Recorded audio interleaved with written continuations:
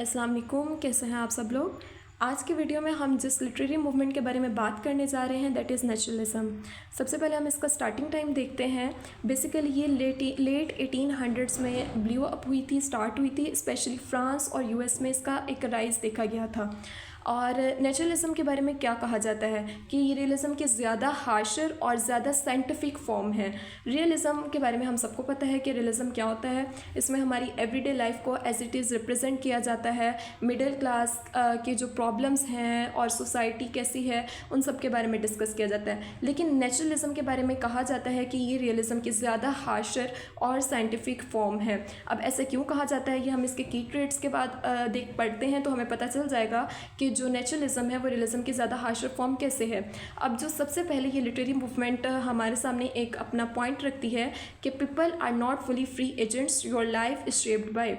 Okay, ये कहती है कि जो लोग होते हैं वो उनके पास फ्री विल नहीं होती, वो फ्री एजेंट्स नहीं होते, वो अपनी मर्ज़ी से कुछ भी नहीं कर सकते, बल्कि उनकी लाइफ पे, उनकी चॉइसेस पे और वो कैसी लाइफ स्पेंड कर रहे हैं उस पर कुछ फैक्टर्स होते हैं जिनका बहुत ज़्यादा इन्फ्लुएंस होता है। जिसमें सबसे पहले हमारे पास हेरिडिटी आ जाता है, विरासत के जो हम बायोलॉजिकली जो पीपल इनहेरिट करते हैं उसका बहुत ज़्यादा इन्फ्लुएंस एक इंडिविजुअल की लाइफ में होता है। उसके बाद उस एक इंडिविजुअल का इन्वायरमेंट कैसा है, उसकी सोशल कंडीशंस कैसी हैं। अगर वो पॉवर्टी में रह रहा है तो वो उसकी एक इंडिविजुअल के ऊपर बहुत ज़्यादा इन्फ्लुएंस करता है, उसकी चॉइसेस के ऊपर। वो सिटी में रह रहा है या वो कंट्री साइड में है, रूरल साइड पे है, तो उसका इन्वायरमेंट, उसकी सोशल कंडीशंस, वो उसके आसपास के हालात जो हैं वो बेसिकली एक इंडिविजुअल के ऊपर बहुत ज़्यादा इन्फ्लुएंस करते हैं। ये हमें नेचुरलिज्म कहता है। उसके बाद कुछ इंस्टिंक्ट्स के बारे में कहता है, जैसे हंगर।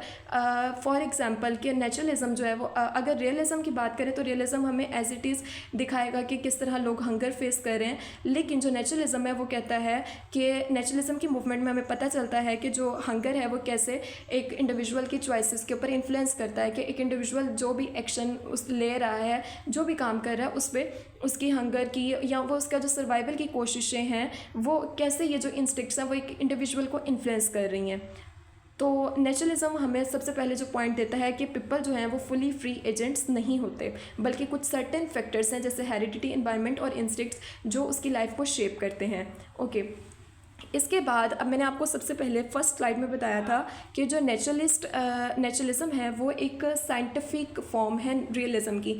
तो वो कैसे है कि जो राइटर्स थे, नेचुरलिस्ट राइटर्स थे, उन्होंने कैरेक्टर्स को एक रियल मैन के तौर पे नहीं लिया, बल्कि वो उसको एक लैब स्पेसिमन, एक ऑब्जेक्ट के तौर पर लेते थे और अपनी बुक्स में ऐसी सिचुएशंस क्रिएट करते थे कि वो उसको सर्टन सिचुएशंस में अपने कैरेक्टर्स को प्लेस कर देते थे और फिर कैसे वो जो सिचुएशंस थी वो कैरेक्टर्स की चॉइसेस पे, कैरेक्टर की लाइफ पे इन्फ्लुएंस हो रही है, वो सारा कुछ रिप्रेजेंट करते थे।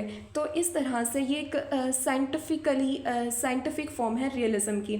और ये ज़्यादातर देखा जाए तो नेचुरलिस्ट राइटर्स की जो बुक्स थी वहाँ पे हमें सब्जेक्टिव टोन नहीं मिलती बल्कि ऑब्जेक्टिव टोन मिलती है। और ये अपनी बुक्स में रिप्रेजेंट करते थे कि कैसे कुछ फोर्सेस मतलब जैसे उसकी हेरिडिटी, उसका एनवायरनमेंट, उसकी सोशल कंडीशंस या फिर पॉवर्टी जिसमें आ जाता है, या उसकी इंस्टिंक्ट, कैसे ये सारी फोर्सेस मिलके एक इंडिविजुअल की लाइफ को क्रश कर देती हैं, बिल्कुल तबाह कर देती हैं, या फिर जो एक पर्सन है वो उसको आगे सर्वाइव कर लेता है। और उसके कुछ जो मेन फिगर्स हैं सबसे ज़्यादा, जिसको हम गॉड फादर ऑफ नेचुरलिज्म कहा जाता है, जिसमें हमारे पास एमिली जोला का नेम आ जाता है, उसके बाद Stephen Crane, Frank Norris, Jack London, ये कुछ इंपॉर्टेंट फिगर्स हैं। अब हम इसके कुछ की ट्रेड्स देख लेते हैं। सबसे पहले हमारे पास इसका जो की ट्रेड है वो है हमारे पास डिटर्मिनिज्म। डिटर्मिनिज्म क्या होता है? बेसिकली डिटर्मिनिज्म जो है वो हमारे पास एक फ़िलोसफी है जो कहती है कि हमारी फ्री विल को डिनाई करती है, फ्री विल को बहुत ज़्यादा इंपॉर्टेंस नहीं देती। डिटर्मिनिज्म की फ़िलोसफी ये जो कॉन्सेप्ट है वो हमें ये कहता है कि हमारे मतलब जो भी हम कर लें लेकिन सारा कुछ प्री डिटर्मिन्ड है, हमारी डेस्टिनी जो है वो लिखी जा चुकी है और हमारी फ्री चॉइसेस इतना मैटर नहीं करती जितनी हमारी डेस्टिनी मैटर करती है। जो होगा वो होगा ही, और हमारी ज़्यादातर चॉइसेस जो हैं वो पहले से मतलब कि डिटर्मिन है, जो हमारे साथ होना है, हमारी डेस्टिनी ने हमारे साथ करना है वो हमारे साथ हो गई। तो डिटर्मिनिज्म है बेसिकली ये डिनाई ऑफ फ्री विल होता है। और ये एक इम्पॉर्टेंट पॉइंट है क्योंकि हमने पीछे पढ़ा अभी कि जो नेचुरलिस्ट राइटर्स हैं वो फ्री विल को इतना ज़्यादा नहीं सपोर्ट करते, कि फ्री विल नहीं होती इंसानों के पास। उसके बाद ग्रिटी सब्जेक्ट मैटर्स हमारे पास आ जाते हैं कि अब जो रियलिस्ट राइटर्स थे वो मिडिल क्लास लाइफ के इश्यूज़ को दिखाते थे, लेकिन कुछ ग्रिटी सब्जेक्ट मैटर्स जैसे प्रोस्टिट्यूशन और पॉवर्टी इंटेंस लेवल की जो पॉवर्टी थी, और उसके बाद चाइल्ड लेबर, कुछ इस तरह के इश्यूज़, इस तरह के सब्जेक्ट मैटर्स जिनके साथ रियलिज़म डील नहीं करता था। नेचुरलिस्ट जो था, नेचुरलिज़म इन सब्जेक्ट मैटर्स को भी सामने लेके आता है, जो इंटेंस किस्म के बहुत ज़्यादा जिनके बारे में बात करना जो उस वक़्त अच्छा नहीं समझा जाता था, तो जो नेचुरलिस्ट राइटर्स थे वो उन सब्जेक्ट मैटर्स को भी सामने लेके आते थे, जैसे प्रोस्टिट्यूशन और लो लेवल क्लास के जो इश्यूज़ थे, पॉवर्टी, और उनके साथ जो उनको इश्यूज़ फेस करने पड़ते हैं, डिस्क्रिमिनेशन और इंटेंस हंगर और जो उनकी ड्राइव्स, वो सारा कुछ, तो वो सब्जेक्ट मैटर्स भी नेचुरलिज्म में डिस्कस किए जाते हैं। उसके बाद थर्ड हमारे पास जो पॉइंट है वो है डिटैच्ड ऑब्जेक्टिव टोन। तो अब ये सबसे पहले हमने देख लिया कि जो नेचुरलिस्ट राइटर्स हैं वो अपने करेक्टर्स को एज अ रियल मैन नहीं लेते, बल्कि as a specimen, as an object लेते हैं। तो जो होल टोन होती है सारे वर्क में वो हमारे पास ऑब्जेक्टिव ही होती है।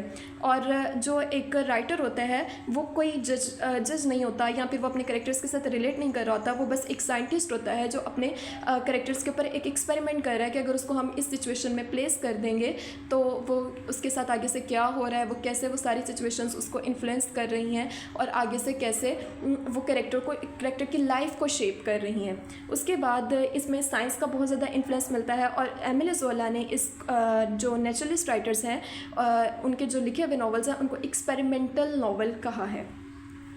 उसके बाद अब हम रियलिज़म में देख लेते हैं। ठीक है, तो जो रियलिज़म है वो बेसिकली थोड़ी सी हमें फ्री विल दिखाता है। रियलिज़म हमारी एवरीडे लाइफ को रिप्रेजेंट करता है और ये इंडिविजुअल्स को थोड़ी सी फ्री विल दे देता है। लेकिन अगर हम नेचुरलिज़म की बात करें तो नेचुरलिज़म बिल्कुल फ्री विल को डिनाई कर देता है, और ये दिखाता है कि जो लोग हैं, इंडिविजुअल्स हैं, कैसे जो उनके ऊपर फोर्सेस हैं, जैसे उनकी हेरिडिटी, उनके सोशल एनवायरनमेंट, वो उनको कंट्रोल कर रहा है।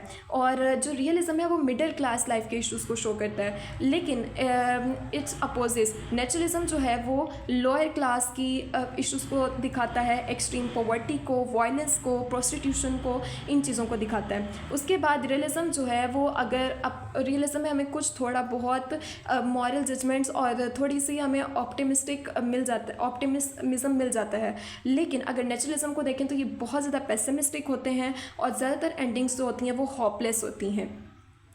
अब एक एग्ज़ाम्पल हम देखें, एमिली ज़ोला, जिसको गॉड फादर भी कहा जाता है ये नेचुरलिज़म का, उसका एक नावल है जर्मिनल, जिसमें वो कुछ कोल माइनर्स होते हैं, उनकी लाइफ को दिखाता है और ये बताता है कि वो उन्होंने चूज़ नहीं किया, वो अपनी मर्ज़ी से वहाँ पे कोल माइनर्स नहीं हैं, बल्कि उनको सफ़र करवाया जा रहा है उनकी इन्वायरमेंट और उनकी सोशल कंडीशंस की वजह से, उनकी पॉवर्टी की वजह से वो सफ़र कर रहे हैं। ये उनकी चॉइस नहीं है, बल्कि ये उनके ऊपर इम्पोज किया गया है।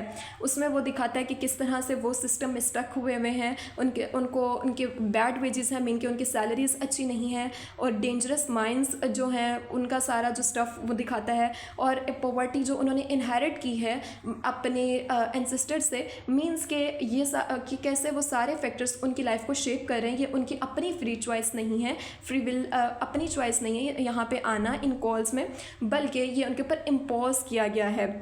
और ये इस तरह से एक बहुत अच्छी एग्जांपल हमें नेचुरलिज्म की दे रहा है कि किस तरह जो है एक इंडिविजुअल के पास फ्री विल नहीं है, उसके पास कोई चॉइस नहीं है, वो अपनी मर्ज़ी से अपनी लाइफ को चूज़ नहीं कर सकता, बल्कि कुछ फैक्टर्स हैं जो उसके ऊपर इम्पोज कर दिए जाते हैं और वो अल्टीमेटली उसकी लाइफ को शेप करते हैं।